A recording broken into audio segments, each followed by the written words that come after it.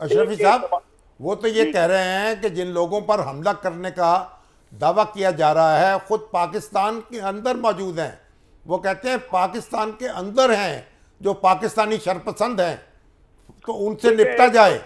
और एक तो शामी साहब, हमारे जो ये पिछले दिनों वाकया हुआ और उसके बाद जवाब दिया गया, तो ये हमारे ISPR की भी उसमें और वजारत खारजा ने भी उसको वाजे किया है कि वो अफगानिस्तान के अंदर ही पाकिस्तान से मुत्तसिल जो इलाके हैं या पाकिस्तान से सरहदी इलाके हैं या दहशतगर्दी के कैंप थे उन पर किए गए हैं।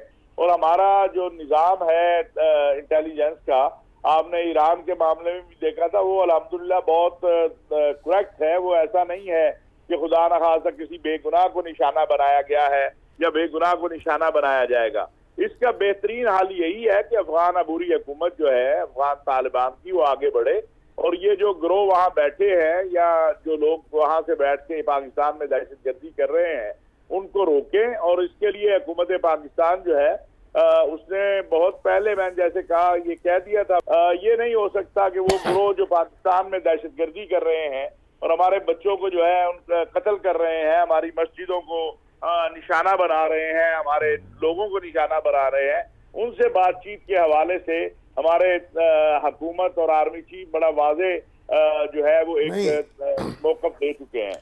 नहीं, मगर ताहिर अशरफी साहब, आप मौक़िफ़ तो वाजे है, लेकिन सवाल ये है कि ईरान ने जब पाकिस्तान की सरहदों में कार्रवाई की थी, हमने उसका फ़ौरन जवाब दिया था। और जब भारत इस तरह की धमकी देता है, हम कभी उसको कबूल करने को तैयार नहीं होते। असल बात यह है कि अब अफ़गानिस्तान की सरजमीन पर कार्रवाई अगर की जाएगी तो उसके तो बड़े शदीद नुकसानात हो सकते हैं और पाकिस्तान और अफ़गानिस्तान के दरमियान एक लामतनाही सिलसिला शुरू हो सकता है, कशीदगी का और जंगो जदल का। शामी साहब, फिर सवाल यह है कि अगर अफगानिस्तान से बैठ के पाकिस्तान के अंदर जो है दहशतगर्दी की जाए तो उसका इलाज क्या है? उसका इलाज यह है कि आप मजीद एंगेज करें, उलमा फिर जाएं, हमारी हुकूमती सतह पर राब्ते हों और बार बार इस पर पूरा अपना असर और रसूख इस्तेमाल करें और उनको इस बात।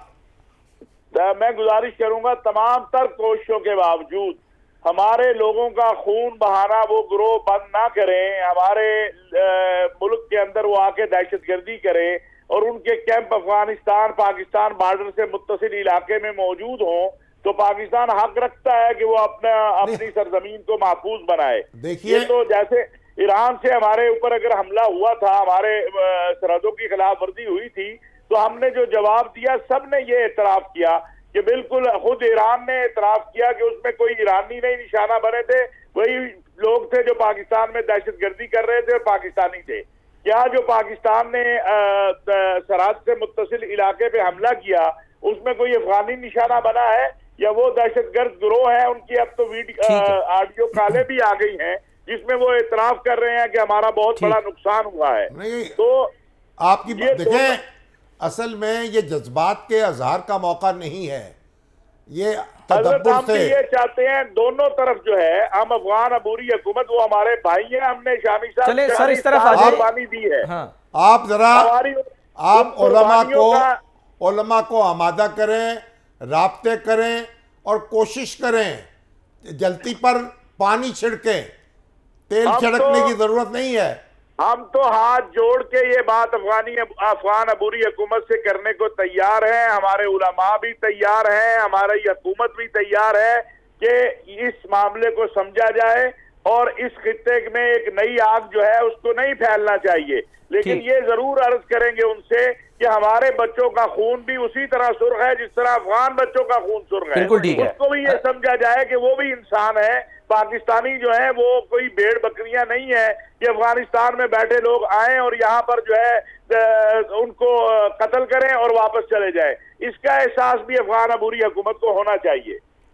ठीक है सर, एक क्विकली सिर्फ ये बता दीजिए, आप कह रहे हैं कि ये जी नहीं हो सके, क्या ऐसे कोई मुतालबात होते हैं जिस पर वो पाकिस्तान के सामने रखते हैं और पाकिस्तान कहते हैं, मसलन जो हमारे इल्म में है कि जी वो फाटा इंजमाम के खिलाफ है, जो यानी कि TTP के बारे में कहा जाता है, फिर ये भी कहा गया कि जी जो पाकिस्तान में वो चाहते हैं इस्लामी निज़ाम नाफिज हो, क्या ऐसे कोई और दीगर मुतालबात हैं कि जिस पर पाकिस्तान कहते हैं कि नहीं जी हम तो कर ही नहीं सकते ये बिल्कुल भी, और करना देखिए हर सलमान साहब, हर वो चीज जो पाकिस्तान के आयन, कानून और दस्तूर के मुताबिक है वो हो सकती है।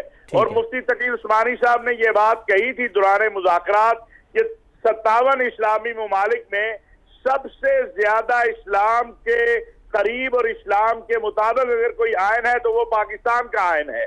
लिहाजा जो भी बातचीत होगी, जो भी कुछ होगा, वो पाकिस्तान के आयन और कानून के मुताबिक होगा, उससे बालातर कोई चीज नहीं हो सकती। ठीक है, बहुत बहुत शुक्रिया, बहुत बहुत शुक्रिया अल्लामा ताहिर अशरफी साहब।